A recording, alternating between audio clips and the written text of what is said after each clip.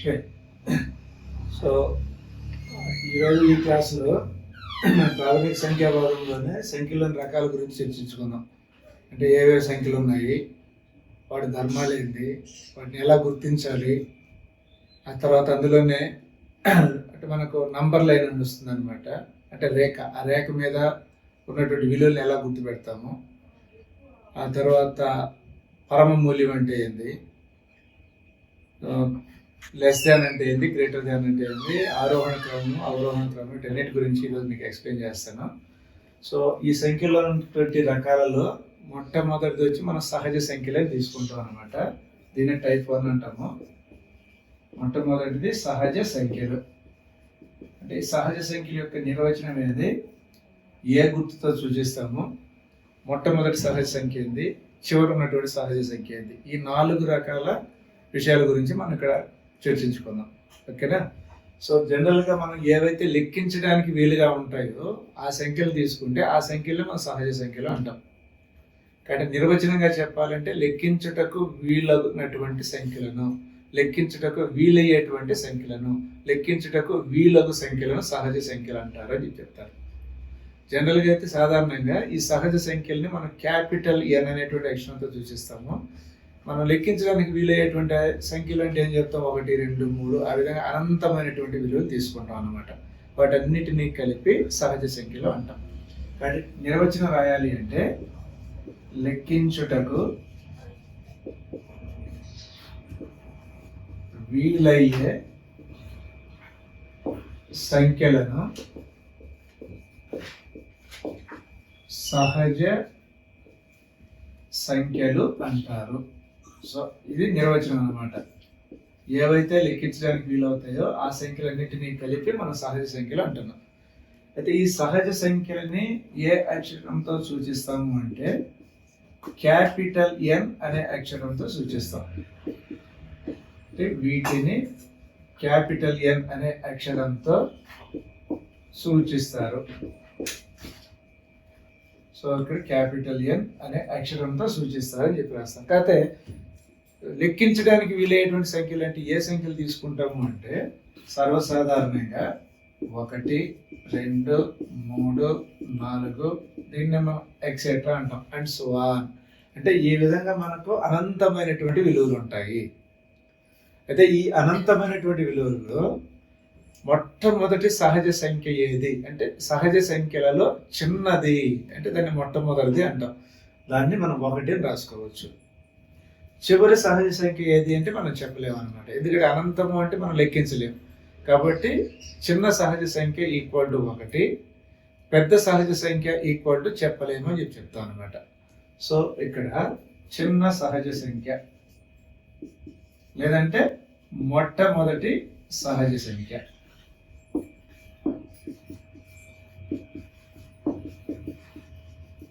దీన్నే మనం 1 అని చెప్పొచ్చు.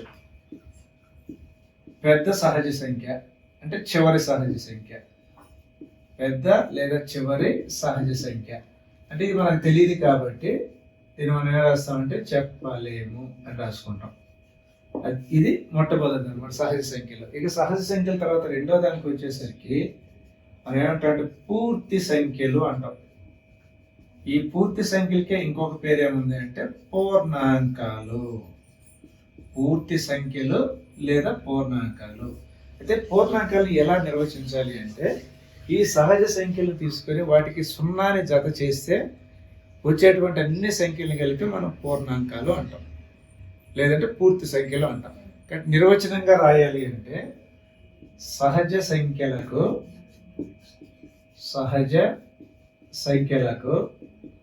0ని చేర్చగా వచ్చే వాటిని పూర్ణాంకాలు లేదా పూర్తి సంఖ్యలు అంటారు. పూర్ణాంకాలు లేదా పూర్తి సంఖ్యలు అంటారు. కాబట్టి వీటిని ఏ అక్షరంతో సూచిస్తారు అంటే W అని చెప్తాం అనమాట. అది నెక్స్ట్ పాయింట్. వీటిని W అనే అక్షరంతో సూచిస్తారు. ఇక్కడ డబ్ల్యూ అనేది కూడా క్యాపిటల్ లెటరే. అయితే వాటిని ఎలా రాయొచ్చు అంటే డబ్ల్యూ ఈక్వల్ టు మనం ఏం చెప్తున్నాము, సహజ సంఖ్యలకి సున్నాని జత చేస్తున్నాము. కాబట్టి మొట్టమొదట సున్నా రాయాలి, 1 2 3 and etcetera dash dash dash. అంటే ఇక్కడ కూడా అనంతమైనటువంటి విలువలు మనకు ఉంటాయి. అందులో అతి చిన్న పూర్ణాంకము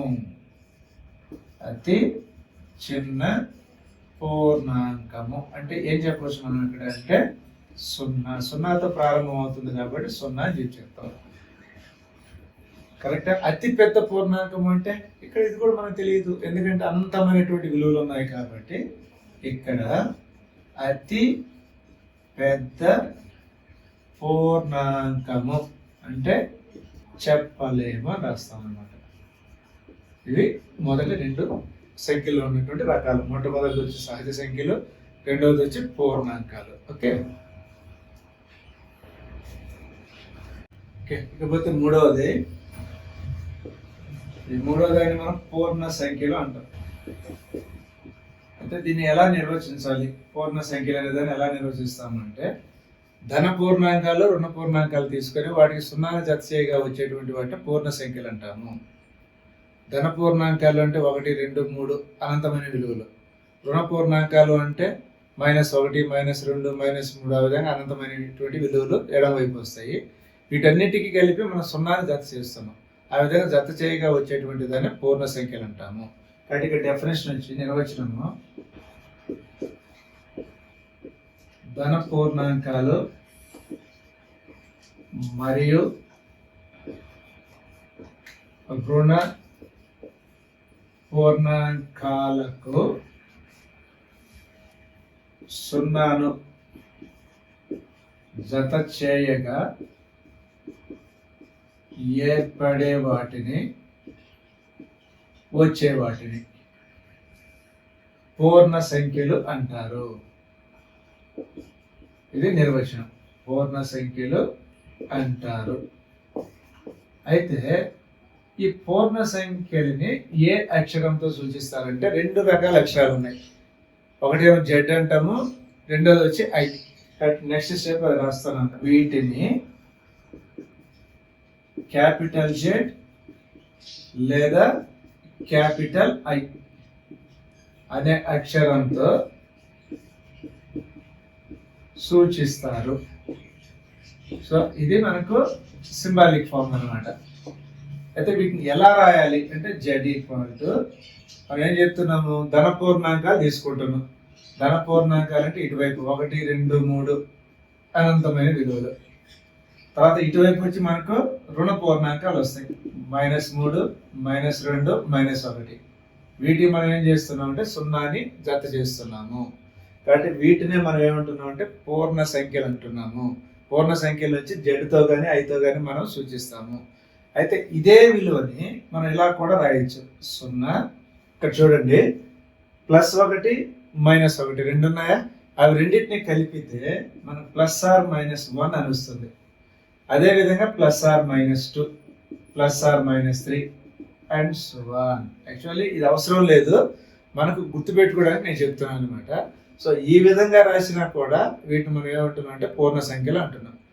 అయితే ఇక్కడ క్వశ్చన్ అంటే నా ప్రశ్న ఏంటంటే చిన్న పూర్ణ సంఖ్య ఏది, పెద్ద పూర్ణ సంఖ్య ఏది అంటే అతి చిన్న పూర్ణ సంఖ్య, అతి పెద్ద పూర్ణ సంఖ్య. అతి చిన్న పూర్ణ సంఖ్య అంటే ఇక్కడ ఏ విలువతో స్టార్ట్ అవుతుంది ఇక్కడ మనకు తెలియదు, అనంతమైన విలువ అంటున్నాం. కాబట్టి అతి చిన్న పూర్ణ సంఖ్యని చెప్పలేము, అతి పెద్ద పూర్ణ సంఖ్యను కూడా చెప్పడానికి అవకాశం లేదు. కాబట్టి ఇక్కడ మనకు అతి చిన్న పూర్ణ సంఖ్య కావాలి అంటే అతి చిన్న పూర్ణ సంఖ్య, దీనికి ఆన్సర్ ఏముంది, సమాధానం చెప్పలేము అని రాస్తాం. అదేవిధంగా అతి పెద్ద పూర్ణ సంఖ్య, అతి పెద్ద పూర్ణ సంఖ్య దీన్ని కూడా మనం చెప్పలేము, ఎందుకంటే ఇటువైపు అనంతమైనటువంటి విలువలు ఉన్నాయి, అటువైపు అనంతమైనటువంటి విలువలు ఉన్నాయి. అనంతము అంటే చెప్పలేనటువంటిది. సో ఇది మూడవది అనమాట పూర్ణ సంఖ్యలు. ఇక నాలుగవది, దీనినే మనం అకరణీయ సంఖ్యలు అంటాం. అకరణీయ సంఖ్యలు అంటే జనరల్గా మనకి అకరణీయ సంఖ్యలు అనేటువంటిది ఏంటంటే భిన్న రూపంలో ఉంటాయి. కానీ దాని నిర్వచనం ఎలా రాస్తామంటే p/q. ఆ q ఉంది కదా, q అనేటువంటిది 0 కాకూడదు, అంటే నాట్ ఈక్వల్ టు 0. అంటే q అనేది 0 అయితే ఏమవుతుందంటే ఆ విలువను మనము నిర్వచించలేము, అంటే నిర్వచితం కాదు అని చెప్తాం అనమాట. అందుకోసం ఏంటంటే q అనేటువంటిది 0కి సమానం కాదు. తర్వాత ఇక్కడ తీసుకున్నటువంటి రెండు ఉన్నాయి కదా, pq అనేటువంటివి రెండు కూడా దేనికి చెందినవి అంటే పూర్ణ సంఖ్యలకు చెందినవి. దాన్ని మనం బిలాంగ్స్ టు అంటాము. బిలాంగ్స్ టు అంటే చెందినటువంటిది. దేనికి చెందినటువంటివి అంటే పూర్ణ సంఖ్యలు. పూర్ణ సంఖ్యల్ని జెడ్తో కానీ ఐతో కానీ సూచిస్తాం కదా, కాబట్టి p, q belongs to Z అని రాస్తాం. దీన్ని మనం ఏమనొచ్చు అంటే పూర్ణ సంఖ్యలు అంటాం. అయితే దీన్ని నిర్వచనంగా రాసేటప్పుడు ఎలా రాయాలి అంటే ఈ పూర్ణ సంఖ్యల్ని మనం q అనేటువంటి అక్షరంతో సూచిస్తాం. కాబట్టి ఇక్కడ q equal to set of p/q, q not equal to 0, p, q belongs to z. ఈ విధంగా రాసేటువంటి దీనినే మనం ఏమంటున్నాము అంటే అకర్ణీయ సంఖ్యలు అంటున్నాము. అకర్ణీయ సంఖ్య యొక్క నిర్వచనం వచ్చి ఇది వస్తుంది మనం p/q, q not equal to 0, p, q belongs to z. లేదంటే ఇక్కడ మనం p, q అనేవి పూర్ణ సంఖ్యలను కూడా రాసుకోవచ్చు. p, q belongs to z అని చెప్పవచ్చు, లేదంటే p, q అనేది పూర్ణ సంఖ్యలో అంటాం. అయితే ఇప్పుడు దీనికి ఉదాహరణ కావాలి అంటే మనం భిన్న రూపంలో ఉన్నటువంటివి అంటే 1/2 తీసుకోవచ్చు, 2/1 తీసుకోవచ్చు, తర్వాత -1/3, -5/4, ఈ విధంగా మనం అనంతమైనటువంటి విలువలు రాసుకోవచ్చు. దీని తర్వాత మనకు వచ్చేటువంటిది ఏంటంటే కరణీయ సంఖ్య, అయితే 5వది అనమాట. దాన్ని మనం ఏమంటున్నాం అంటే కరణీయ సంఖ్యలు అంటున్నాము. అయితే కరణీయ సంఖ్యలు అంటే ఏం చెప్తామంటే ఏదైతే మనకు అకర్ణీయ సంఖ్య కాకుండా ఉంటుందో దాన్ని కరణీయ సంఖ్య అంటాము. అంటే p/q రూపంలో లేనటువంటి సంఖ్యలను కరణీయ సంఖ్యలు అంటారు. అంటే p/q రూపంలో లేదు అంటే ఇంకేముంటుంది, రూట్లు వస్తాయి అన్నమాట. అంటే √2, √3, మళ్ళీ √4 రాదు, √4 అంటే అది 2 అవుతుంది. కాబట్టి √2 వస్తుంది, √3, √5, అర్థమవుతుంది కదా, √6, √7, √8, ఈ రూపంలో ఉన్నటువంటి ఏ సంఖ్యను తీసుకున్నా కూడా అది మనకేమవుతుంది, కరణీయ సంఖ్య అవుతుంది. కానీ నిర్వచనం ఏం రాయాలి అంటే అకరణీయ సంఖ్యలు కానటువంటి వాటిని కరణీయ సంఖ్యలు అంటారు.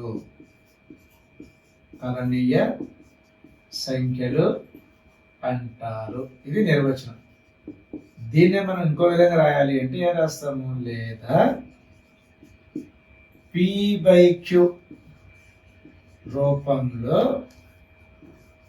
లేని సంఖ్యలను, p/q రూపంలో లేని సంఖ్యలను కరణీయ సంఖ్యలు అంటారు. కరణీయ సంఖ్యలు అంటారు. అయితే వీటిని దేనితో సూచిస్తారు, దానికి ఇక్కడ రాస్తున్నాను. వీటిని q' అనే అక్షరంతో సూచిస్తారు. చూడండి, అకర్ణీయ సంఖ్యలకేమో q వచ్చింది, కరణీయ సంఖ్యలకేమో q' వచ్చింది. అయితే ఈ విలువలు ఎలా రాయొచ్చు అంటే q' equal to set of √2, √3, √5 and etcetera అని చెప్పి రాస్తాం. అయితే ఇక్కడ √2 విలువ ఎంత అంటే ఇక్కడ రాస్తున్నది √2ని ఎలా రాయొచ్చు అంటే మనం 1.414 రాస్తాం.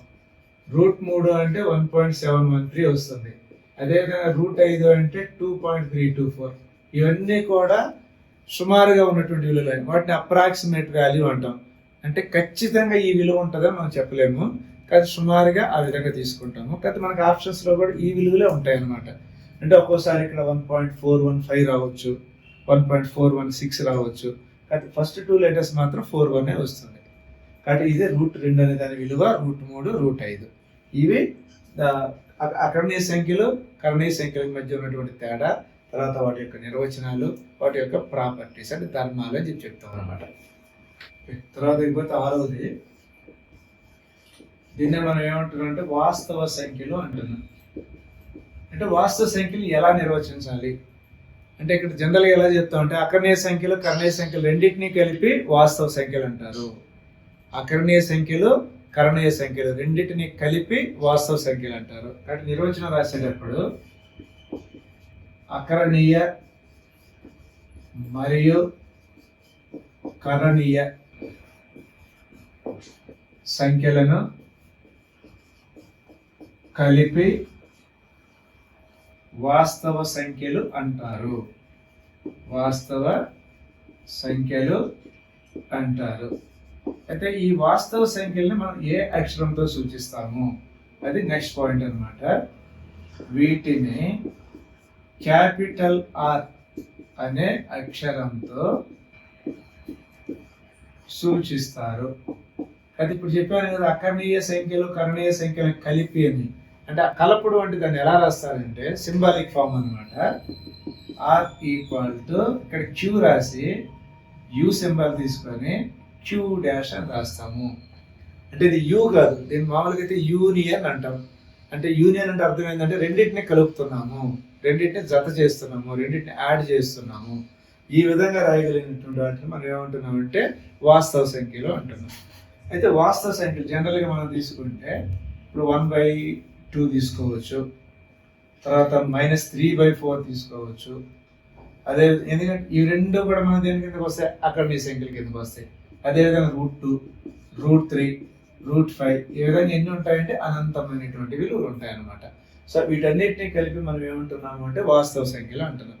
ఈ వాస్తవ సంఖ్యల తర్వాత మనకు వచ్చేటువంటిది సరి సంఖ్యలు.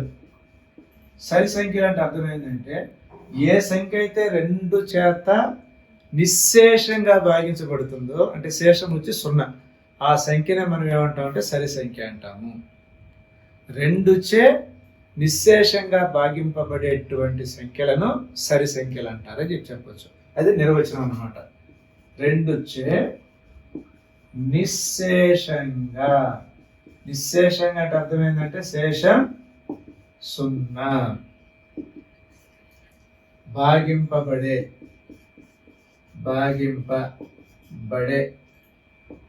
సంఖ్యలను ఏమంటున్నాము, సరి సంఖ్యలు అంటారు. సరి సంఖ్యలు అంటారు. అంటే సరి సంఖ్యలు ఎలా రాయొచ్చు అంటే ఉదాహరణ తీసుకున్నట్లయితే 0 తీసుకోవచ్చు, 2, 4, 6, 8, 10 ఈ విధంగా ఎన్ని ఉంటాయి అంటే అనంతమైనటువంటి విలువలు ఉంటాయి. సో ఇవన్నీ కూడా మనకు సరి సంఖ్యల కిందకి వస్తాయి అన్నమాట. దీని తర్వాత బేసి సంఖ్యలు.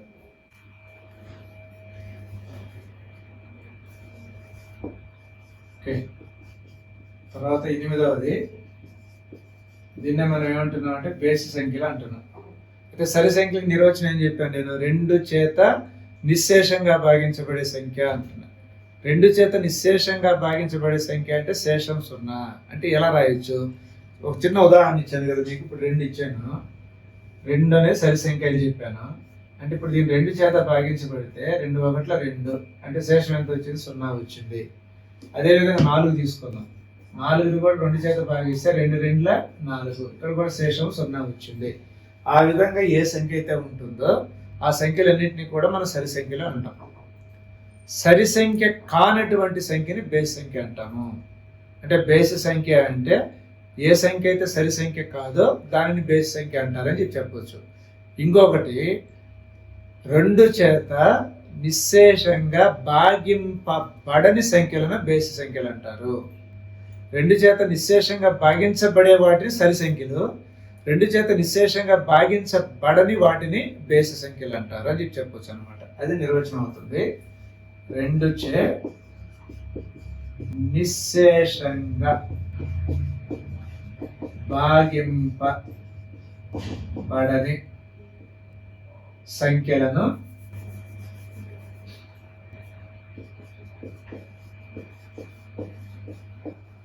బేసి సంఖ్యలు అంటారు. అంటే ఇక్కడ ఏ సంఖ్యలు తీసుకోవచ్చు మనం అంటే 1 తీసుకోవచ్చు, తర్వాత 3, 5, 7, 9 అనంతమైనటువంటి విలువలు ఉంటాయి అన్నమాట. అంటే ఇప్పుడు ఉదాహరణకి 3 తీసుకున్నాం, 3ని మనం 2 చేత భాగించినట్లయితే 2 1 2, అంటే శేషం ఎంత వచ్చింది, 1 వచ్చింది. అదేవిధంగా 5 తీసుకున్నాం, 5 2తో భాగించాం, 2 2 4, దీనికి కూడా శేషం ఎంత వస్తుంది మనకు అంటే 1 వస్తుంది. అంటే ఏదైతే శేషం 0 రాకుండా ఉంటుందో ఆ సంఖ్యలన్నిటినీ కలిపి మనం బేస్ సంఖ్యలు అంటాము. కాబట్టి సరి సంఖ్యలకి బేస్ సంఖ్యలకి తేడా ఏంటి అంటే సరి సంఖ్య అనేటువంటిది 2 చేత నిశ్శేషంగా భాగించబడుతుంది. బేస్ సంఖ్య 2 చేత నిశ్శేషంగా భాగించబడదు. కాబట్టి దానికి దీనికి తేడా వచ్చేది అనమాట. ఈ బేస్ సంఖ్యలు అయిపోయిన తర్వాత 9వ దానికి వచ్చేస్తే చాలా ఇంపార్టెంట్ ఇది, ప్రధాన సంఖ్యలు. అంటే ప్రధాన సంఖ్యలు అంటే అర్థమైంది అంటే చిన్న ఉదాహరణ ఇస్తాను చూడండి. ఇప్పుడు 2 తీసుకున్నా, 2కి మనకు గుణిజాలు కావాలి అంటే దీన్ని 1 2 2 2 1 2 అని రాసుకోవచ్చు, అంతే కదా. వీటిని మనం ఏమంటున్నాం అంటే గుణిజాలు అంటున్నాం. అంటే ఇక్కడ ఏమొచ్చాయి 1, 2 వచ్చాయి. అంటే ఇటువైపు నుంచి తీసుకుంటే అక్కడ కూడా 1, 2 వస్తాయి. అదేవిధంగా ఇంకొక ఉదాహరణ 3 తీసుకున్నట్లయితే దీన్ని 1 × 3 3 × 1 రాయొచ్చు. అంటే వీటిని మనం ఏమంటున్నట్టు గుణిజాలు లేదా భాజకాలు అంటాం. అదేవిధంగా 4 తీసుకున్నట్లయితే 4 1 × 4 2 × 2 4 × 1 రాస్తాం. అంటే ఇక్కడ మనకి ఏమొచ్చాయి 1 2 4 వచ్చినాయి. అంటే ఈ రెండింటికి చిన్న తేడా ఉంది. ఇక్కడ ఒక నంబర్ తీసుకుంటే అంటే నంబర్ అంటే అంకె లేదా సంఖ్య ఏ తీసుకున్నా కూడా దానికి 1 మరియు అదే సంఖ్య కారణాంకాలుగా ఉన్నట్లయితే దానిని ప్రధాన సంఖ్య అంటాము. 1 మరియు దానికి అదే కారణాంకాలుగా కలిగిన సంఖ్యను ప్రధాన సంఖ్య అంటారు. అయితే ఇక్కడికి వచ్చేసరికి మనకు 1 కారణాంకం కావాలి, తర్వాత 4 కారణాంకం కావాలి. 1 4 కాకుండా మనకు అదనంగా ఏమొచ్చిందంటే 2 వచ్చింది. అంటే వీటిని సంయుక్త సంఖ్యలు అంటారు. ప్రధాన సంఖ్య కానటువంటి సంఖ్యని సంయుక్త సంఖ్య అంటాము, సంయుక్త సంఖ్య కానటువంటి సంఖ్యను ప్రధాన సంఖ్య అంటాము. కాబట్టి ప్రధాన సంఖ్య అంటే నిర్వచనం ఏం చెప్పవచ్చు అంటే 1 మరియు దానికదే కారణాంకాలుగా కలిగిన సంఖ్యలను ప్రధాన సంఖ్యలు అంటారు. అదే ఆ నిర్వచనం ఇక్కడ రాస్తున్నాను నేను. 1 లేదంటే నంబర్ 1 కూడా రాయొచ్చు, మరియు దానికదే కారణాంకాలుగా కలిగిన సంఖ్యను ప్రధాన సంఖ్య అంటారు. ఇది నిర్వచనం అన్నమాట. అంటే ఇప్పుడు ఉదాహరణ కావాలి అంటే మనం ఏం తీసుకోవచ్చు, 2 తీసుకోవచ్చు, తర్వాత 3. ఉదాహరణకి 2 3 5 కూడా వస్తుంది, తర్వాత 7 8 9 రాదు, తర్వాత 11 వస్తుంది, 13 వస్తుంది. ఈ విధంగా మనకు అనంతమైనటువంటి విలువలు ఉంటాయి. కాకపోతే ఇక్కడ ముఖ్యంగా మనం గమనించదగింది ఏంటంటే 1 20 మధ్య గల ప్రధాన సంఖ్యలు ఎన్ని ఉంటాయి, 1 నుండి 20 వరకు గల ప్రధాన సంఖ్యలు ఎన్ని అని అడిగారు అనుకోండి. క్వశ్చన్ ఎలా రాస్తాం మనం అక్కడ, 1 నుండి 20 వరకు గల ప్రధాన సంఖ్యలు. ఒకవేళ క్వశ్చన్ ఇలా అడిగాడు, దీనికి జవాబు ఎలా రాయాలి మనం అంటే 1 అనేటువంటిది రాదు. 1 ఎందుకు తీసుకోవట్లేదంటే 1కి 1 మాత్రమే కారణాంకం అవుతుంది కాబట్టి దాన్ని వదిలేస్తాం అన్నమాట. ఇప్పుడు 2 తీసుకోవచ్చు, 3 5 7 11 తర్వాత 13 వస్తుంది, 15 రాదు, 17 వస్తుంది, తర్వాత 19 వస్తుంది. అంటే ఎన్ని వచ్చాయి ఇక్కడ 1 2 3 4 5 6 7 8. సో 1 నుంచి 20 వరకు ఉన్నటువంటి ప్రధాన సంఖ్యలు ఎన్ని వస్తున్నాయంటే 8 వస్తున్నాయి. అట్లాగే 21 నుంచి 40 వరకు, లేదా 21 నుంచి 50 వరకు, లేదంటే 21 నుంచి 100 వరకు. ఈ విధంగా మనకు అంటే ప్రశ్నలు అడిగితే ప్రశ్నలు బట్టి మనం చేస్తాం. కానీ ముఖ్యంగా మనం తెలుసుకోవాల్సింది ఏంటంటే అసలు ప్రధాన సంఖ్య అంటే ఏంటి అంటే ఇది నిర్వచనము. కానీ నిర్వచనం ప్రతిదానికి మనం అనువర్తింపు చేయలేం కదా. అట్లాంటప్పుడు ఏం చేస్తాం అంటే ఈ విధంగా ఫ్యాక్టర్స్ రాస్తాం, గుణిజాలు భాజకాలు. ఒకవేళ మనం 21 తీసుకున్నాం, 21 ప్రధాన సంఖ్య కాదా అనేటువంటి అనుమానం వచ్చింది అనుకోండి, దాన్ని ఎలా నిర్ధారించాలి అంటే ఇప్పుడు దీనికి 1 × 21 రాసుకోవచ్చా, తర్వాత 3 ఏళ్ళు 21 అవుతుందా, 7 3 21 అవుతుందా, 21 1 21 అవుతుందా. అంటే ఇక్కడికి వచ్చేసరికి మన కారణాంకాల భాజకాలు ఏమొచ్చాయి, 1 3 7 21 వచ్చింది. వాస్తవంగా ఇది ప్రధాన సంఖ్య అయితే ఏం రావాలి, 1 21 మాత్రమే రావాలి. అదనంగా 3 7 2 వచ్చాయి కాబట్టి ఇది ప్రధాన సంఖ్య కాదు. ఇది ప్రధాన సంఖ్య కాలేదంటే ఏమవుతుంది అంటే సంయుక్త సంఖ్య అవుతుంది. సో ప్రధాన సంఖ్య కానటువంటి సంఖ్యనే సంయుక్త సంఖ్య అంటాము. ఉదాహరణకు కావాలంటే 4 తీసుకోవచ్చు, 21 తీసుకోవచ్చు, 6 ఇవన్నీ కూడా సంయుక్త సంఖ్యలే. ఇంకోటి ముఖ్యంగా గుర్తుపెట్టుకోవాల్సింది ఏంటంటే సరి సంఖ్యలన్నీ కూడా సంయుక్త సంఖ్యలు అవుతాయి, కానీ 2 మాత్రము సంయుక్త సంఖ్య కాదు. ఎందుకంటే ఇది కారణం. 2కి మనకు గుణిజాలు ఏమున్నాయి? ఇక్కడ కారణాంకాలు 1 మరియు 2 ఉంది. అవి 2 కాకుండా వేరేది లేదు. కాబట్టి మనకు 2 అనేటువంటిది ప్రధాన సంఖ్య అవుతుంది. అందులో ఇంకోటి ముఖ్యమైనటువంటి బిట్ ఎలా వస్తుంది అంటే సరి ప్రధాన సంఖ్య.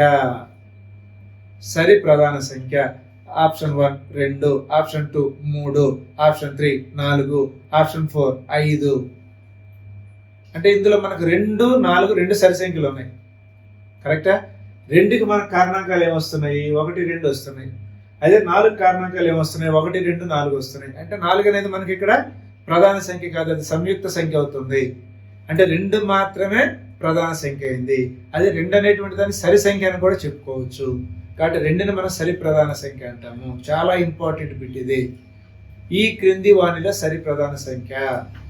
ఈ క్రింది వాణిలో సరి ప్రధాన సంఖ్య క్వశ్చన్ అలా వస్తుంది. అంటే అప్పుడు ఆన్సర్లో మనకి ఎక్కడైతే 2 ఉంటుందో ఆ 2ని మనం తీసుకుని సరి ప్రధాన సంఖ్య అని రాస్తాం. ఇకపోతే 10వది, దీనే మనం సంయుక్త సంఖ్యలు అంటాం. అంటే సంయుక్త సంఖ్య అంటే ఏం చెప్పొచ్చు? ప్రధాన సంఖ్య కానటువంటి సంఖ్యని సంయుక్త సంఖ్య అంటాము. నిర్వచనం రాయాలి అంటే ప్రధాన సంఖ్య కాని సంఖ్యలను లేదంటే కానటువంటి సంఖ్యలను సంయుక్త సంఖ్యలు అంటారు. సో దీనికి ఉదాహరణకి ఏం తీసుకోవచ్చు? మనము 4 తీసుకోవచ్చు. కరెక్టా? అంటే 4 గుణిజాలు ఏమొస్తున్నాయి మనకు? 1 4 వస్తుంది. 4 1, తర్వాత 6 8 10 అనంతమైనటువంటి విలువలు ఉంటాయి అన్నమాట. అర్థమైందా? దీని తర్వాత కవల ప్రధాన సంఖ్యలు. ఇది కూడా చాలా ఇంపార్టెంట్ మనకు. కవల ప్రధాన సంఖ్యలు అంటే ఇక్కడ కవల ప్రధాన సంఖ్యలు అంటే ఒక జతగా తీసుకుంటాం అన్నమాట. ఉదాహరణకి ఇప్పుడు మనం 3 తీసుకున్నాం, తర్వాత 5 తీసుకున్నాం. సో ఇక్కడ 3 అనేది ప్రధాన సంఖ్య, 5 అనేది కూడా ప్రధాన సంఖ్య. ఈ రెండింటి మధ్య తేడా ఎంత అంటే ఏం చెప్తామంటే 5 - 3 రాయాలి. 5 - 3 తేడా, భేదం. తేడా లేదా భేదం ఈక్వల్ టు 5 - 3 ఎంత వస్తుంది? 2 వస్తుంది. అదేవిధంగా 11 13 తీసుకుందాం. ఇప్పుడు దీని తేడా ఎంత వచ్చిందంటే భేదం ఎంత వస్తుంది? ఇక్కడ కూడా 11 13 అంటే 13 - 11 ఈక్వల్ టు 2. ఈ విధంగా ఏ ప్రధాన సంఖ్యల జతకైతే తేడా 2 వస్తుందో, తేడా 2 ఉంటుందో ఆ ప్రధాన సంఖ్యల్ని మనం కవల ప్రధాన సంఖ్యలు అంటున్నాము. కానీ నిర్వచనం ఎలా చెప్పవచ్చు? ప్రధాన సంఖ్యల మధ్య తేడా 2 అయితే ఆ ప్రధాన సంఖ్యల జతను కవల ప్రధాన సంఖ్యలు అంటారు, లేదంటే ఆ ప్రధాన సంఖ్యలను కవల ప్రధాన సంఖ్యలు అంటారు అని చెప్పొచ్చు. 2 ప్రధాన సంఖ్యల మధ్య తేడా 2 ఉండాలి. ఉదాహరణకి ఇప్పుడు 2, 3 తీసుకుందాం. అంటే 2, 3 అంటే ఈ రెండింటి మధ్య తేడా ఎంత వచ్చింది మనకు? 3 - 2 1 వచ్చింది. అంటే తేడా 2 కాదు కదా, అంటే ఇవి కవల ప్రధాన సంఖ్యలు కావు. అదేవిధంగా మనం 3 5 తీసుకున్నాము. 3 5 తీసుకుంటే తేడా వచ్చి 2 వచ్చింది. 5 7 తీసుకున్నాము. 5 ప్రధాన సంఖ్య, 7 కూడా ప్రధాన సంఖ్యనా? సో 7 - 5 అంటే ఎంత? 2. ఆ విధంగా ఏ ప్రధాన సంఖ్యల జతకైతే తేడా 2 వస్తుందో ఆ ప్రధాన సంఖ్యలు మనం ఏమంటున్నాం అంటే కవల ప్రధాన సంఖ్యలు అంటున్నాము. అర్థమైందా? కాబట్టి నిర్వచనం ఏం చెప్పాలి? 2 ప్రధాన సంఖ్యల మధ్య 2 ప్రధాన సంఖ్యల మధ్య తేడా 2 అయితే వాటిని ఏమంటున్నాము? కవల ప్రధాన సంఖ్యలు అంటారు. అంటే ఉదాహరణగా చెప్పాలంటే 3, 5 ఇది ఒక కవల ప్రధాన సంఖ్యల జత. తర్వాత 11 13. కానీ ఇది కాదు. ఇది ఎందుకు కాలేదు అంటే ఈ రెండింటి మధ్య తేడా ఎంత ఉంది? 1 ఉంది. కాబట్టి వీటిని మనం కవల ప్రధాన సంఖ్యలు చెప్పడానికి అవకాశం లేదు. కాబట్టి కవల ప్రధాన సంఖ్యలు చెప్పాలంటే తేడా ఖచ్చితంగా కూడా 2 ఉండాలి. ఇకపోతే తర్వాత చిన్నది పెద్దది అంటాం. చిన్నది అంటే ఇంగ్లీష్లో దీన్ని ఏమంటారంటే లెస్ దాన్ అంటారు. మరియు పెద్దది అంటే దీనిని గ్రేటర్ దాన్ అంటారు. Less than, greater than. అయితే ఈ రెండింటికి తేడా అయింది. లెస్ దాన్ ఎప్పుడు యూజ్ చేస్తాము అంటే ఎప్పుడు ఉపయోగిస్తాము, గ్రేటర్ దాన్ ఎప్పుడు ఉపయోగిస్తాము. ఇది క్లియర్గా అర్థమైంది అనుకోండి మనకు. దీన్ని ఉపయోగించి మనం ఆరోహణ క్రమము అవరోహణ క్రమం అని రాస్తుంది. అది చాలా ఇంపార్టెంట్ అనమాట. చాలా ముఖ్యమైనటువంటి టాపిక్ అది, పాఠ్యాంశం అది. ఓకేనా? ఆరోహణ అవరోహణ అది రావాలి అంటే ముందు ఇది తెలుసుకోవాలి. ఈ రెండింటికి తేడా అయ్యింది అంటే చూడండి, నేను ఇక్కడ 2 నంబర్లు తీసుకుంటాను, 1, 2. అది ఇప్పుడు నేనేమంటున్నా అంటే 1 అనేది 2 కంటే చిన్నది. 1 2 కంటే చిన్నది కాబట్టి మనం ఈ లెస్ దాన్ అనేటువంటి సింబల్ని వాడతాము. అంటే దీన్ని ఇంగ్లీష్లో ఎలా చెప్తారంటే 1 is less than 2. 1 less than 2. Less అంటే తక్కువ, దాన్ అంటే 2 కంటే. కానీ 1 అనేది 2 కంటే చిన్నది. చిన్నది అనే పదానికే మనం లెస్ దాన్ అనేటువంటిది వాడుతున్నాము. కానీ చిన్నది అంటే అర్థమైంది అంటే లెస్ దాన్. అదేవిధంగా 3, 2 ఉన్నాయి. ఈ రెండిట్లో పెద్దది ఏది? 3 కాబట్టి ఇక్కడ మనం ఏం చేస్తున్నామంటే గ్రేటర్ దాన్ వాడుతున్నాము. అంటే దీన్ని ఎలా చెప్పవచ్చు? 3 ఈజ్ గ్రేటర్ దాన్ 2. 3 ఈజ్ 3 అనేది గ్రేటర్ దాన్ పెద్దది 2 కంటే. గ్రేటర్ అంటే పెద్దది, దాన్ 2 అంటే 2 కంటే. ఒకవేళ మనకు 100 1000 ఇచ్చాడు, అదేవిధంగా 2000 1000 ఇచ్చాడు. ఇప్పుడు ఈ రెండింటి మధ్య తేడాను మనం ఎలా రాయొచ్చు? ఇప్పుడు ఈ రెండింటిలో చిన్నది ఏది? 100 కదా. అంటే 100 1000 కంటే చిన్నది అని చెప్పేటువంటి దాన్ని మనం లెస్ దాన్ అని రాస్తాము. అర్థమైందా? తర్వాత 2000 అనేది 1000 కంటే పెద్దది కాబట్టి ఇక్కడ గ్రేటర్ దాన్ అని వాడాలి. ఒకవేళ మనం -1 -2 తీసుకున్నాం. -1 -2 అంటే ఈ రెండిట్లో పెద్దది ఏది, చిన్నది ఏది? జనరల్గా మనం 1 2 తీసుకున్నప్పుడు 1 2లో 1 చిన్నది 2 పెద్దది అని చెప్తాం. కానీ ఇక్కడ వచ్చేసరికి ఏమైంది? మైనస్ వచ్చింది. మైనస్ వచ్చినప్పుడు రివర్స్ వస్తుంది అనమాట. అంటే -2 అనేది -1 కంటే చిన్నది. అర్థమైందా? -2 అనేది -1 కంటే చిన్నది. అంటే -1 అనేది -2 కంటే పెద్దదనే కదా దాని అర్థము. కాబట్టి ఇక్కడ మనం ఏం చేయొచ్చు అంటే గ్రేటర్ దాన్ రాసుకోవచ్చు. అదేవిధంగా -4 -3 ఇచ్చాడు. ఈ -4 -3లో చిన్నదేది? -4, పెద్దదేది? -3. అంటే ఇక్కడ మనం ఏం చేస్తున్నాం అంటే లెస్ దాన్ అనే గుర్తును వాడుతున్నాం. లెస్ దాన్ అంటే తక్కువ అనే సింబల్స్, తక్కువ అనేటువంటి మీనింగ్ అర్థం వచ్చేటువంటి దానికి మనం లెస్ దాన్ వాడుతున్నాము. గ్రేటర్ దాన్ అంటే పెద్దది అనేటువంటి అర్థం వచ్చేదాని కోసం గ్రేటర్ దాన్ వాడుతున్నాం. అర్థమైంది కదా? ఇప్పుడు చూడండి, తర్వాత టాపిక్ ఆరోహణ మరియు అవరోహణ క్రమము. అంటే ఇందులో మొదట ఏం చేస్తున్నాం అంటే ఆరోహణ క్రమం తీసుకుంటున్నాం. ఆరోహణ క్రమము, ఓకేనా? తర్వాత ఇక్కడ వచ్చి అవరోహణ క్రమం రాస్తున్నాం. అవరోహణ క్రమము. ఈ రెండింటికి తేడా ఏంది? ఆరోహణ అంటే ఏంది, అవరోహణ అంటే ఏంది అంటే ఇప్పుడు చూడండి, చిన్న ఉదాహరణ ఇస్తాను.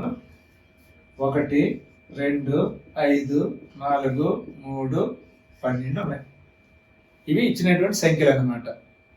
అయితే ఈ సంఖ్యల్లో మనం ఏం చేస్తున్నామంటే మొట్టమొదట చిన్నది ఏదైతే ఉందో అతి తక్కువ సంఖ్య కావచ్చు, అంకె కావచ్చు, దాంతో స్టార్ట్ చేయాలి. అంటే ఇప్పుడు 1 రాయండి, 2 3 4 5 12. అర్థమైందా? అవరోహణ క్రమంకి వచ్చేసరికి దీన్ని రివర్స్ రాస్తాం.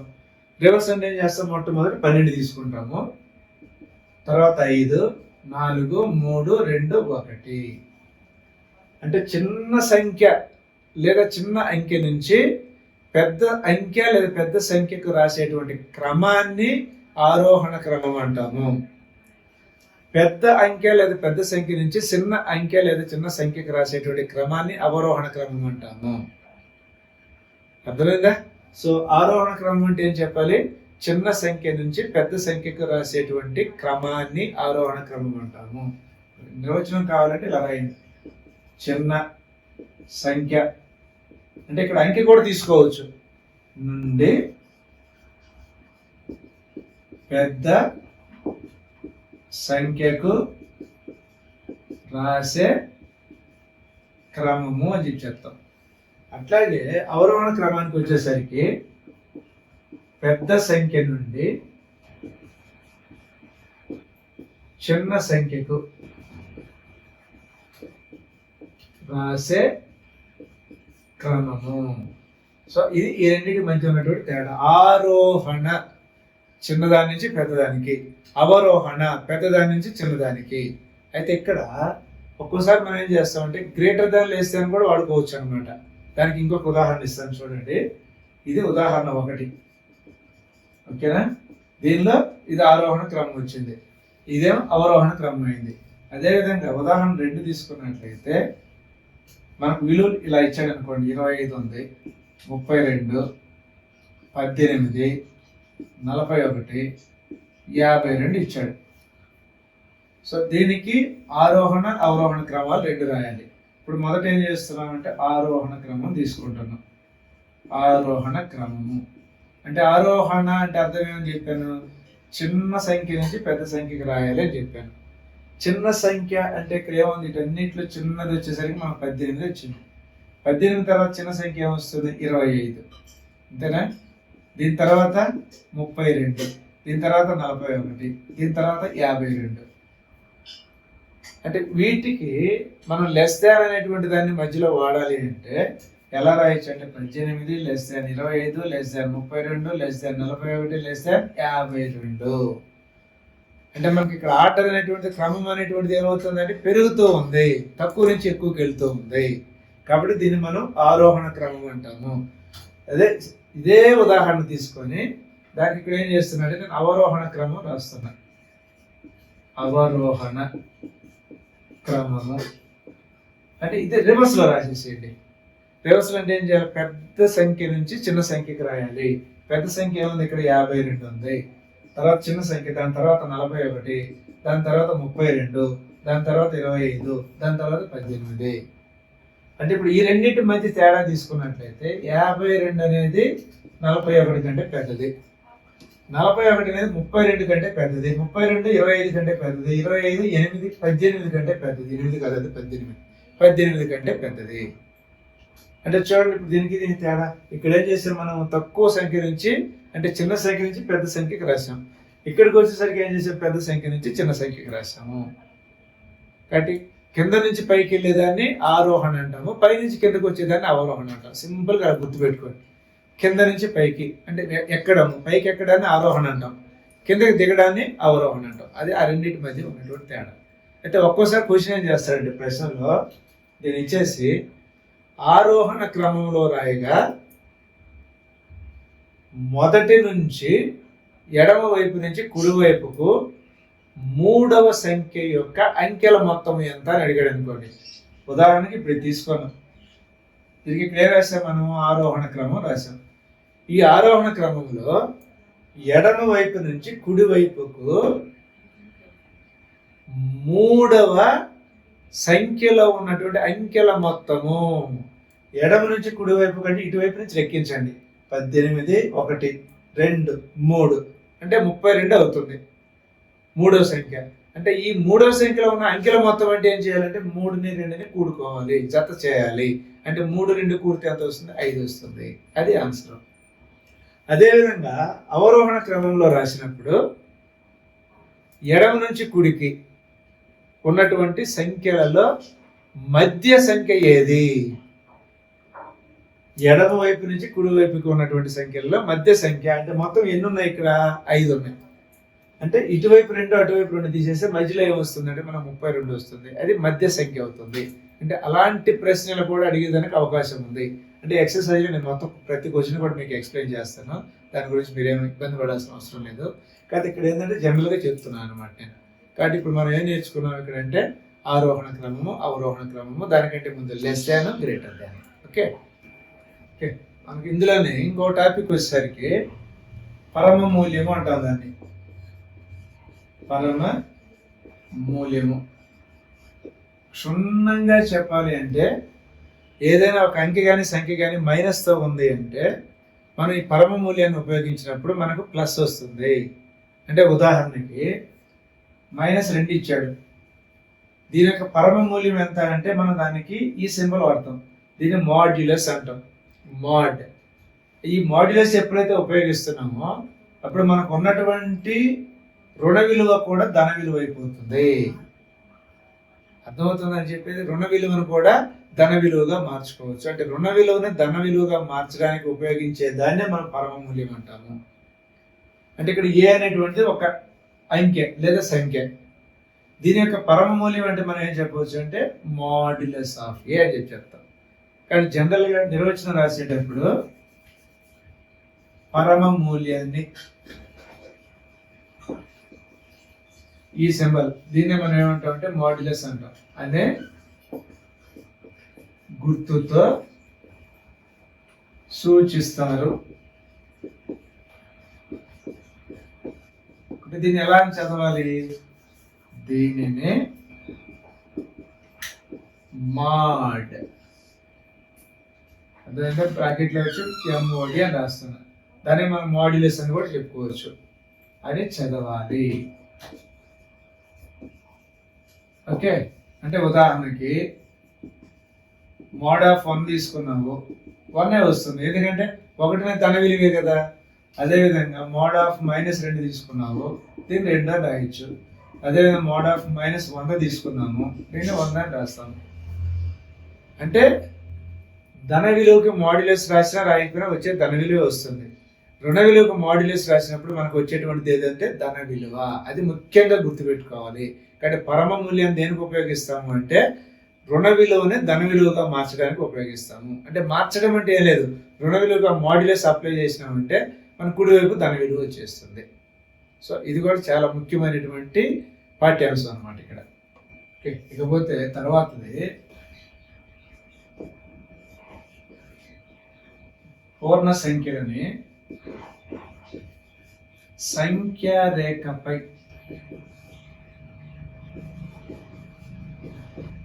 సూచించుట. పూర్ణ సంఖ్యలను సంఖ్యారేఖపై సూచించుట. అయితే ఇక్కడ 2 రకాలు ఉన్నాయి మనకు. ఒకటేమో అడ్డు రేఖ తీసుకుంటాము, ఇంకొకటి నిలువు రేఖ తీసుకుంటాం. అంటే ఉదాహరణకి ఇప్పుడు అడ్డు రేఖ ఎలా తీసుకున్నాం, దీనికి ఎక్కడైనా ఒక దగ్గర 0 అనేటువంటి బిందువును గుర్తించండి.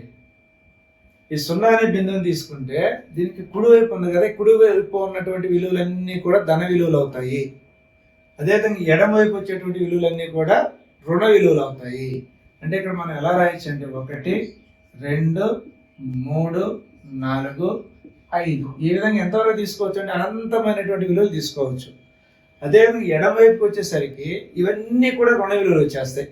అంటే 0 తర్వాత ఇమ్మీడియట్గా మనకు వచ్చేది -1, -2, -3, -4, ఇది -5. అంటే అడ్డు రేఖ తీసుకున్నప్పుడు మన పూర్ణ సంఖ్యల్ని ఈ విధంగా సూచిస్తాము. అదేవిధంగా నిలువు రేఖను తీసుకున్నాం అనుకోండి, ఈ నిలువు రేఖ కూడా ఇక్కడ ఒక పాయింట్ పెట్టాం, బిందువు, దీన్ని 0 అనుకున్నాం. 0కి పైన ఉన్నటువంటి విలువలన్నీ కూడా ధన విలువలు అవుతాయి, కింద ఉన్నటువంటి విలువలన్నీ కూడా రుణ విలువలు అవుతాయి. అంటే ధన విలువలు అంటే ఏమొస్తాయి మనకు 1, 2, 3, 4. అంటే 4 వరకే ఉంటాయంటే కాదు, అనంతమైనటువంటి విలువలు ఉంటాయి కాదు. నేను ఇక్కడ ఏం చేస్తున్నానంటే 4 వరకే తీసుకున్నా. ఇప్పుడు పైన వచ్చేటువంటివన్నీ కూడా ధన విలువలు వచ్చాయి కాబట్టి కిందకు వచ్చేసరికి ఏమొస్తుంది, రుణ విలువలు వస్తాయి. అంటే రుణ విలువలు అంటే ఎలా రాయాలి, -1, -2, -3, -4, ఇంకా కావాలంటే -5 కూడా తీసుకోండి. కాబట్టి ఇది అడ్డు రేఖ, ఇది నిలువు రేఖ. అంటే మనం ఇంకా మ్యాథమెటిక్స్లో గణితంలో కొంచెం డెప్త్కి వెళ్తే దీన్ని మనం ఏమంటాం అంటే X అక్షము అంటాం, దీన్నే Y అక్షము అంటాం. X axis, Y axis. అయితే ప్రస్తుతానికి అది అవసరం లేదు మనకు. మనం సింపుల్గా చెప్పాలంటే అడ్డు రేఖ, నిలువు రేఖ. అడ్డు రేఖను తీసుకుంటే అడ్డు రేఖ మీద 0 అనేటువంటి బిందువుని పెట్టినట్లయితే గుర్తించినప్పుడు ఆ సున్నాకి కుడివైపు ఉన్నటువంటి విలువలన్నీ ధన విలువలు అవుతాయి, ఎడమ వైపు ఉన్నటువంటి విలువలన్నీ రుణ విలువలు అవుతాయి. అదేవిధంగా నిలువు రేఖ తీసుకున్నప్పుడు నిలువు రేఖలో ఎక్కడైతే మనం సున్నానే బిందువుని గుర్తిస్తామో దానికి పైన ఉన్నటువంటి అన్ని విలువలు ధన విలువలు, కింద ఉన్నటువంటి అన్ని విలువలు కూడా రుణ విలువలు అవుతాయి. కాబట్టి పూర్ణ సంఖ్యలని సంఖ్యా రేఖ పైన ఈ విధంగా గుర్తించవచ్చు. అంటే అడ్డు రేఖ పైన, నిలువు రేఖ పైన. ఓకేనా? ఓకే, ఇది ఈ టాపిక్ లో చివరిది అన్నమాట. పూర్ణ సంఖ్యల సంకలనం, వ్యవకలనం, గుణకారం మరియు భాగహారం. వీటి గురించి మనకు చాలా తెలుసు అనమాట. అంటే సంకలనం అంటే ఏం చేస్తాము, ఇచ్చినటువంటి విలువలను కూడుకోవాలి. వ్యవకలనం అంటే తీసివేయాలి. గుణించడం అంటే పెంచాలి. భాగించడం, భాగహారం అంటే భాగించడం. ఇప్పుడు నేనేం చేస్తానంటే సంకలనం అనేది తీసుకుంటున్నాను మొట్టమొదట. అది సంకలనం అనే దానికి ఏం చేయొచ్చు అంటే, ఒక ఉదాహరణగా 1 + 1 అని తీసుకున్నా. అంటే మనం ఇక్కడ ఏం చేస్తాం, రెండింటికి కూడా ప్లస్ అనేదే ఉంది. ఆ రెండింటిని కూడి వచ్చినటువంటి విలువ కూడా మనం ప్లస్ అనే రాయాలి. అంటే 1 + 1 అంటే ఎంత, 2. అంటే 2కి ఇక్కడ ఏ సింబల్ మనం రాయట్లేదు. ఏ సింబల్ రాయలేదు అంటే దాని అర్థం ఏంటంటే అది ప్లస్ అనే. ఒకవేళ మైనస్ వస్తే మైనస్ రాస్తారు. ఎందుకంటే ఇది ఉదాహరణ 1. ఉదాహరణ 2కి వచ్చి 2 - 3 తీసుకున్నాం. అంటే 2 - 3 అంటే ఇప్పుడు ఏం చేయాలి అంటే ఇది వ్యవకలనం కిందకి వచ్చింది, కానీ ఇక్కడ ఎగ్జాంపుల్ ఇచ్చేస్తున్నాను చూడండి మీకు. 2 - 3 తీసివేయాలి. అంటే 3లో నుంచి 2 తీసేయాలి. 3లో నుంచి 2 తీసేసి ఎంత వస్తుంది, 1 వస్తుంది. అయితే ఇప్పుడు ఈ రెండింటిలో కూడా మనకు పెద్ద సంఖ్య ఇది 3. 3కి ఏ సింబల్ ఉంది, ఇక్కడ ఏ గుర్తు ఉంది, మైనస్ ఉంది కాబట్టి ఇక్కడ మైనస్ రాస్తాము. కానీ సంకలనం అంటే ఏం చేస్తున్నాము అంటే ఇచ్చినటువంటి అంకె కావచ్చు, సంఖ్య కావచ్చు, ఆ రెండింటిని కూడుకొని వచ్చిన దానికి అక్కడ ఉన్నటువంటి సింబల్ రాయాలి. అర్థమైంది కదా? అలాగే ఇప్పుడు ఉదాహరణ 3 100 + 10 + 2 ఇచ్చాడు. అంటే ఈ మొత్తాన్ని కూడా మనం కూడాలి. కూడితే ఎంత వస్తుంది, 100 + 10 110. అంతేనా? 110 + 2 112. లేదంటే 10 + 2 12 + 100 అంటే 112. అదేవిధంగా గుర్తు కూడా ధనాత్మక గుర్తే వచ్చింది. ఎందుకంటే ఇవన్నీ కూడా ధన విలువలు కాబట్టి వచ్చినటువంటి ఆన్సర్ కూడా మనము ప్లస్ రాయాలి. ప్లస్ రాయాలంటే పర్టికులర్గా రాయాల్సిన అవసరం లేదు. ఏ సింబల్ మనం రాయలేదంటే దాని అర్థమైంది ప్లస్ అని. అర్థమైంది కదా? తర్వాత రెండో దానికి వచ్చేసరికి వ్యవకలనం అని చెప్తున్నా. ఇది మొదటిది. రెండవది వ్యవకలనం. దీనికి ఆల్రెడీ ఒక ఉదాహరణ ఇచ్చేసాను కదా నేను ఇక్కడ. ఏదది 2 - 3 ఎంత వచ్చింది, -1 వచ్చింది. అదేవిధంగా మనకు -10 -20 ఉంది. దాని విలువ ఎంత అని అడుగుతాడు. అంటే ఇప్పుడు మనం ఏం చేయాలి, ఇక్కడ రెండు కూడా ఒకే గుర్తుతో ఉన్నాయి. ఒకే గుర్తుతో ఉన్నప్పుడు ఏం చేయాలి అంటే కూడుకోవాలి. అంటే 2 ప్లస్ కావచ్చు, 2 మైనస్ కావచ్చు. రెండు ఒకే గుర్తుతో ఉన్నప్పుడు ఆ రెండింటిని కూడాలి. ఇప్పుడు 10 20 రెండింటిని కూడితే ఎంత వస్తుంది, మనకు 30 వస్తుంది. అయితే ఈ రెండింటికి ఉన్నటువంటి గుర్తు ఏంది, మనకు మైనస్, కాబట్టి ఇక్కడ మైనస్ రాసేసేయండి. కాబట్టి ఆన్సర్ ఎంత వస్తుంది, -30. అదేవిధంగా ఇంకొక ఉదాహరణ చూడండి. -1000 ఇచ్చాడు, -2000 ఇచ్చాడు, -3000 ఇచ్చాడు. దీని విలువ ఎంత అంటాడు. అంటే అన్నిటికీ కూడా ఒకే గుర్తుంది చూడండి, మైనస్ మైనస్ మైనస్. అంటే మనం ఏం చేయాలి, మొదట ఈ మూడింటిని కూడుకుందాం. అంటే 1000 2000 కూడితే ఎంత, 3000. 3000 3000 కూడుకుంటే 6000 వస్తుంది. అయితే ఇటన్నిటికి కామన్ గా ఉన్న గుర్తు ఏంది, మైనస్. కాబట్టి మనం ఇక్కడ ఏం చేయాలంటే ముందు 6000 రాసి దానికి మైనస్ రాసుకుంటాము. అర్థమైంది కదా? ఇదేమో సంకలనము, అదేమో వ్యవకలనం. దీని తర్వాత ఇప్పుడు నేనేం చేస్తానంటే గుణకారము, భాగహారం. ఇప్పుడు మూడవది వచ్చి గుణకారము, అంటే గుణించడము. కరెక్టేనా? అయితే ఇక్కడ మనం గుర్తుపెట్టుకోవాల్సింది 3 రకాల విలువలు ఉన్నాయన్నమాట ఇక్కడ. అంటే 3 రకాల విలువలు అంటే ఎలా చేస్తామంటే, ఇప్పుడు చూడండి, ప్లస్ ఇంటూ ప్లస్ తీసుకున్నా. అంటే ప్లస్ ఇంటూ ప్లస్, రెండు ప్లస్లను మనం మల్టిప్లై చేసి గుణిస్తే మనకు వచ్చేటువంటిది ఏదంటే ప్లస్ ఏ వస్తుంది. అంటే దీనిని మనం ఇలా కూడా రాసుకోవచ్చు, plus plus equal to plus. అంటే బ్రాకెట్ లో రాసామంటే దాని అర్థం ఏంటంటే ఆ రెండింటి మధ్యలో ఇంటూ ఉంది అని అర్థము. అర్థమవుతుందా? అదేవిధంగా ప్లస్ మైనస్ తీసుకున్నా అంటే ప్లస్ ఇంటూ మైనస్ అంటే ఏమొస్తుంది? మైనస్ వస్తుంది. అంటే దీనినే మనం ఎలా రాయొచ్చు? Plus minus equal to minus వచ్చింది. తర్వాత మైనస్ ఇంటూ ప్లస్ తీసుకోండి. మైనస్ ఇంటూ ప్లస్ ఏమవుతుంది? మైనస్. రెండు ప్లస్లు అయితే ప్లస్ వస్తుంది, ఒక ప్లస్ ఒక మైనస్ ఉన్నప్పుడు ఏమవుతుందంటే మైనస్ వస్తుంది. ఎప్పుడు? ఇది గుణించేటప్పుడు, పెంచుకునేటప్పుడు. అర్థమైందా? తర్వాత దీన్ని ఎలా రాయొచ్చు మనము? ఇక్కడ minus plus equal to minus. ఇకపోతే నాలుగవది minus into minus equal to plus. అంటే దీన్నే మనం ఇక్కడ ఎలా రాస్తున్నాం అంటే మైనస్ మైనస్ ఈక్వల్ టు ఏమవుతుంది అంటే ప్లస్ అవుతుంది. అంటే చూడండి, రెండు ప్లస్ని గుణించిన రెండు మైనస్ని గుణించిన మనకు వచ్చేది ప్లస్ వస్తుంది. అదే ఒక ప్లస్ ఒక మైనస్ని గుణిస్తే వచ్చేది ఏంటి? మైనస్ వస్తుంది. అంటే ఉదాహరణకి ఇక్కడ రాస్తున్నాను. మొదటి ఉదాహరణ 2 ఇంటూ 3 ఎంత వస్తుంది? 6 వస్తుంది. అంటే అక్కడ రెండు కూడా ప్లస్లే. అదేవిధంగా 5 ఇంటూ -20 ఇచ్చాడు అంటే బ్రాకెట్లో. అంటే ఇప్పుడు ఒక ప్లస్ ఒక మైనస్ ఉంది. ఇప్పుడు 5ని 20ని పెంచుకుంటే ఎంత వస్తుంది? గుణిస్తే 25లో 100 కదా, కాబట్టి ఇక్కడ 100 రాయండి. ఓకేనా? ఒక ప్లస్ ఒక మైనస్ ఉందంటే ఏం చేయాలి? మైనస్ రాయాలి. అదేవిధంగా ఉదాహరణ 3లో ఇక్కడ ఏమైంది? మొదటిది ధన విలువ, రెండవది రుణ విలువ. ఇప్పుడు నేను ఇక్కడ రెండు మారుస్తున్నాను. అంటే మొదటేమో రుణ విలువ తీసుకుంటున్నాను, రెండవ దానికి ఏమో ధన విలువ తీసుకుంటాను. దాన్ని 4 అని రాశాను. అంటే ఇప్పుడు 3 ఇంటూ 4 ఎంత? 12 అయింది. అవునా? అంటే ఒక ప్లస్ ఒక మైనస్ ఉంది కాబట్టి మనకు మైనస్ వస్తుంది. అదేవిధంగా నాలుగో దానికి వచ్చేసరికి -4 ఇంటూ -5 ఇచ్చాడు. అంటే రెండు ప్లస్లని మనం గుణిస్తే ప్లస్ఏ వస్తుంది, రెండు మైనస్లు గుణించినా కూడా మనకు ప్లస్ఏ వస్తుంది. కాబట్టి ఇక్కడ ఏం రాయాలి అంటే 4 5ల 20. తర్వాత ఈ రెండు మైనస్ కదా, రెండు గుణించినప్పుడు మనకి ఏమొస్తుందంటే ప్లస్ఏ వస్తుంది. అంటే ప్లస్ అనేది ప్రత్యేకించి రాయాల్సినటువంటి అవసరం లేదు. నువ్వు ఏమీ రాయలేదు అక్కడ అంటే దాని అర్థం ఏంటి? అది ధన విలువ. రుణ విలువ అయితే ఒకవేళ రుణ విలువ అయితే దానికి మైనస్ అనేది జత చేస్తాము. కాబట్టి ఇక్కడ మనకి అది అవకాశం లేదు కదా, ఎందుకంటే రెండు మైనస్లు కాబట్టి మైనస్ ఇంటూ మైనస్ ఏమవుతుంది? ప్లస్ అవుతుంది. కాబట్టి 4 5ల 20 అదే ఆన్సర్. ఇప్పుడు ఎక్సర్సైజ్ ఇందులో ఇది మొదటి ప్రశ్న. ఈ క్రింది వానిలో ప్రధాన సంఖ్య ఏది అన్నాడు.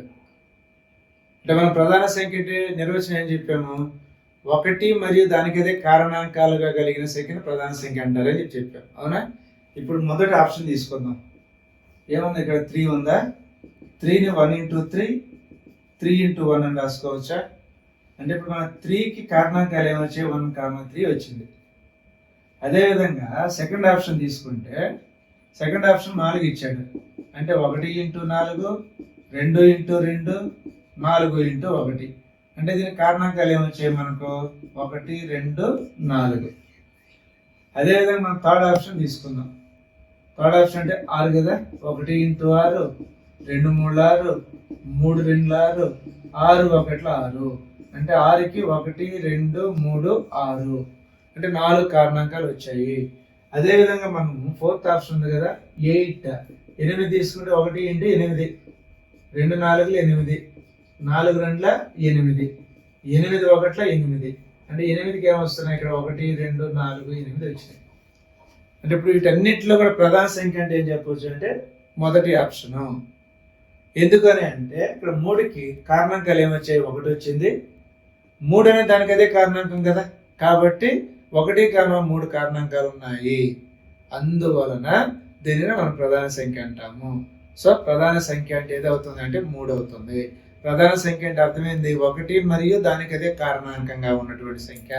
సంయుక్త సంఖ్య అంటే ప్రధాన సంఖ్య కానటువంటి సంఖ్య. ఓకే, ఇది రెండో ప్రశ్న. దీనిలో ఏమడిగాడు మనకు? ఈ క్రింది వారిలో సంయుక్త సంఖ్య ఏది? సంయుక్త సంఖ్య అంటే ప్రధాన సంఖ్య కానటువంటిది కదా. సో ఫస్ట్ ఆప్షన్ తీసుకోండి. 2 ఇచ్చాడా? 1 ఇంటూ 2 2 ఇంటూ 1. అంటే 2 కారణాంకాలు ఏమొచ్చాయి? 1 2 వచ్చినాయి. అంటే ఇది ప్రధాన సంఖ్య అయింది. అదేవిధంగా రెండో ఆప్షన్ తీసుకుంటే 3 1 ఇంటూ 3 3 ఇంటూ 1 అంటే 3 కారణాంకాలు ఏమున్నాయి? 1 కారణం 3 అంటే ఇది కూడా మనకు ప్రధాన సంఖ్య అవుతుంది. అదేవిధంగా మనం థర్డ్ ఆప్షన్ తీసుకున్నాం అనుకోండి, 4 ఉందా? 1 ఇంటూ 4 2 ఇంటూ 2 4 ఇంటూ 1 అంటే 4 కారణాంకాలు 1 2 4 వచ్చాయి. అంటే ఇక్కడ ఎన్ని కారణాంకాలు ఉన్నాయి? 3 కారణాంకాలు. అంటే 1 4 మాత్రమే కాకుండా అదనంగా ఇంకో కారణాంకం 2 వచ్చింది. కాదు ఇక్కడ 1 మరియు 2 అంటే ఇచ్చినటువంటి సంఖ్య లేదా అంకె నంబర్. ఓకే, అండ్ ఇక్కడ 3 వచ్చేసరికి 1 3 అంటే ఇక్కడ ఈ రెండు కూడా 1 మరియు దానికి అదే కారణాంకంగా ఉంది కాబట్టి ఇది ప్రధాన సంఖ్య అయింది, ఇది కూడా ప్రధాన సంఖ్య అయింది. కాబట్టి మనకు కావాల్సినటువంటిది ఏంటి? సంయుక్త సంఖ్య. సంయుక్త సంఖ్య అంటే ఆన్సర్ ఏమవుతుంది? 3 అవుతుంది. అంటే ఫోర్త్ ఆప్షన్ వెరిఫై చేయాల్సిన అవసరం లేదు. ఒకవేళ ఈ ఫోర్త్ ఆప్షన్ కూడా కావాలి అంటే దీన్ని మనం 5 = 1 ఇంటూ 5 5 ఇంటూ 1 అంటే ఇక్కడ కారణాంకాలు ఏమొస్తున్నాయి మనకు? 1 5 1 మరియు దానికి అదే కారణాంకంగా ఉంది కాబట్టి అది కూడా ప్రధాన సంఖ్య అయింది. కాబట్టి మనం సంయుక్త సంఖ్య అంటే థర్డ్ ఆప్షన్. అర్థమైంది కదా? మూడో ప్రశ్న చూడండి, ఈ క్రింది వాటిలో ప్రధాన సంఖ్య ఏది? ఈ మొదటి ఆప్షన్ తీసుకున్నట్లయితే 13 1 ఇంటూ 13 13 ఇంటూ 1 అంటే 13 కారణాంకాలు ఏమొచ్చాయి? 1 మరియు 13 వచ్చింది కాబట్టి మనకి ఇదే ఆన్సర్ అవుతుంది. ఒకవేళ సెకండ్ ఆప్షన్ వెరిఫై చేయాలి అంటే 15 ఉందా? 1 ఇంటూ 15 అండ్ 3 5 15 5 3 15 15 1 15 అంటే 15కి మన కారణాంకాలు ఏమొచ్చాయి? 1 3 5 15 వచ్చాయి. అంటే 1 15 మాత్రమే కాకుండా అదనంగా 2 కారణాంకాలు వచ్చాయి కాబట్టి ఇది ఆన్సర్ కాదు, అది తప్పు. అదేవిధంగా థర్డ్ ఆప్షన్ తీసుకున్నావు. థర్డ్ ఆప్షన్ ఇచ్చాడు 20 ఇచ్చాడు. 1 ఇంటూ 20 తర్వాత 2తో 2 10 3తో రాదు, 4 తీసుకుంటే 4 5 5 తీసుకుంటే 5 4 10 తీసుకుంటే 10 2 తర్వాత 20 తీసుకుంటే 21 అంటే 20కి 1 2 4 5 10 20 అంటే 1 20 మాత్రమే కాకుండా అదనంగా 4 కారణాంకాలు వచ్చాయి కాబట్టి ఇది కూడా ప్రధాన సంఖ్య కాదు. తర్వాత చివరి ఆప్షన్ ఉంది కదా 4 25 తీసుకున్నాం. 1 ఇంటూ 25 రాయించా, 5 5 25 వస్తుందా? 25 1 25 వస్తుందా? కాబట్టి 25కి మనకి ఏమొచ్చాయి? ఇక్కడ 1 5 25 వచ్చాయి. అంటే 1 25 మాత్రమే కాకుండా అదనంగా 5 వచ్చింది కాబట్టి అది కూడా ప్రధాన సంఖ్య కాదు. ఇవన్నీ చేయాల్సిన అవసరం లేదు. ఇక్కడ సింపుల్గా ఇప్పుడు మన ఫస్ట్ ఆప్షన్ కరెక్ట్ అయిందా? ఫస్ట్ ఆప్షన్ కరెక్ట్ అయింది అంటే ఇంకా సెకండ్ థర్డ్ ఫోర్త్ ఆప్షన్స్ గురించి ఆలోచించాల్సిన అవసరం లేదు. అది మనకు టైం వేస్ట్. అదేవిధంగా అనవసరంగా మనం టైం వేస్ట్ చేసుకున్నాం, వృధా చేస్తున్నాం, అంతకు మించి వేరేదైతే లేదు. ఒకవేళ మొదటి తప్పు వచ్చింది అప్పుడు రెండవ ఆప్షన్ని వెరిఫై చేయండి. రెండోది కరెక్ట్ వచ్చిందా? మూడవది నాలుగోది అవసరం లేదు. రెండోది కూడా తప్పు వచ్చిందా? అప్పుడు మూడవది చేయండి. మూడోది కరెక్ట్ వచ్చిందా? నాలుగోది అవసరం లేదు. మూడోది కూడా తప్పు వచ్చిందా? అప్పుడు నాలుగోది చేస్తాము. అంటే మనం మల్టిపుల్ చాయిస్ క్వశ్చన్స్లో ఈ విధంగా ఇచ్చినటువంటి క్వశ్చన్ మనము వెరిఫై చేసుకుంటాం, నిర్ధారణ తీసుకుంటాం అన్నమాట. పోతే నాలుగవ ప్రశ్న, ఈ క్రింది వానిలో కవల ప్రధాన సంఖ్యల జత ఏది అన్నాడు. అసలు కవల ప్రధాన సంఖ్యలు అంటే అర్థమైంది? కవల ప్రధాన సంఖ్య రెండు ప్రధాన సంఖ్యల మధ్య తేడా 2 రావాలి. కాబట్టి ఇక్కడ రాస్తున్నా, రెండు ప్రధాన సంఖ్యల మధ్య తేడా 2. ఇప్పుడు మొదటి ఆప్షన్ తీసుకున్నాం మనం, 5 - 3 రాసాం. ఆన్సర్ ఎంత వస్తుందో 2 వస్తుంది. అంటే ఇవి రెండు కూడా మనకు కవల ప్రధాన సంఖ్యలు అవుతాయి కాబట్టి ఆన్సర్ వచ్చి 1 అయింది. ఒకవేళ మీరు సెకండ్ ఆప్షన్ వెరిఫై చేయాలి అంటే 7 - 3 రాయండి, 4 వచ్చింది. తేడా 2 కాదు కదా, కాబట్టి అది రాంగ్ అయింది. అదేవిధంగా థర్డ్ ఆప్షన్ తీసుకున్నావు, 11 - 5 11 - 5 అంటే 6 వచ్చింది, ఇది కూడా కాదు. అదేవిధంగా ఫోర్త్ ఆప్షన్ తీసుకున్నావు, 13 - 7 13 - 7 అంటే ఎంత వస్తుంది మన తేడా? 6 వస్తుంది. కాబట్టి ఇక్కడ కూడా ఇది కూడా 2 కాదు కాబట్టి second option, third option, fourth option 3 కూడా తప్పు. కాబట్టి కవల ప్రధాన సంఖ్య అంటే అర్థమైందంటే రెండు ప్రధాన సంఖ్యల మధ్య తేడా 2. అది గుర్తుపెట్టుకోవాలి. అది గుర్తుందంటే మనకి ఆన్సర్ ఈజీగా వచ్చేస్తుంది. అది గుర్తులేదు అనుకోండి, ఎలా సాల్వ్ చేస్తారు? చేయలేం కదా. ఐదో ప్రశ్న చూడండి. ఈ క్రింది వానిలో సరి అయినది ఏది? అంటే ఇక్కడ ఏం చేశాడు? లెస్ దాన్ గ్రేటర్ దాన్ ఇచ్చాడు. ఇప్పుడు మొదటి ఆప్షన్ తీసుకున్నాం అనుకోండి, 1 <3 అన్నాడు. అంటే 1 అనేది 3 కంటే చిన్నది. సత్యమా అసత్యమా? ఇది సత్యం అవుతుంది. కామా క్లియర్గా కావాలంటే సత్యం అని రాసుకోండి. సత్యమైంది కాబట్టి ఇదే మనకు ఆన్సర్ అవుతుంది. ఒకవేళ మీరు మిగిలిన కూడా వెరిఫై చేయాలి అంటే, నిర్ధారణ తీసుకోవాలంటే రెండవ ఆప్షన్ 2 గ్రేటర్ దాన్ 3. 2 3 కంటే పెద్దది. తప్పు కదా. కాబట్టి ఇక్కడ ఏం రాయొచ్చు మనం? అసత్యము అని రాస్తాం. అవునా? తర్వాత మూడవ ఆప్షన్కి వచ్చేసరికి 5 లెస్ దాన్ 2. 5 అనేది 2 కంటే చిన్నది. ఎలా వీలవుతుంది అది? అది కూడా అసత్యమే. కాబట్టి ఇక్కడ అసత్యం అని రాయండి. అండ్ చివరి ఆప్షన్కి వచ్చేసరికి 10 లెస్ దాన్ 4 అన్నాడు. అంటే 10 అనేది 4 కంటే చిన్నది అంటున్నాడు. అంటే అది కూడా అసత్యమే. కాబట్టి మనకి ఇక్కడ ఆన్సర్ ఎంత వచ్చింది అంటే ఫస్ట్ ఆప్షన్. కాబట్టి ఆన్సర్ 1.